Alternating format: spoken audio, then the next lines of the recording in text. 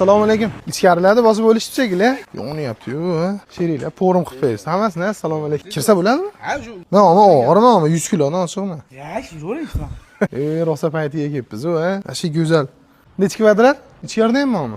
Yumshoq bosilganiga ozgina tortanyapman. 468 kvadrat, 42 tonna. Necha kamaz bo'ladi? Bitta katta. Voy, mashalloh.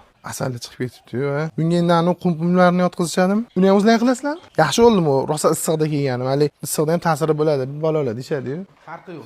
Muz bo'lmasa bo'ldi. Buni ham hali navlarimi, shunaqa narsalari bo'ladimi? Sorti. Qayerdan biladi uni? Saqish turib. Ha, bag'i yangiroq shekilli.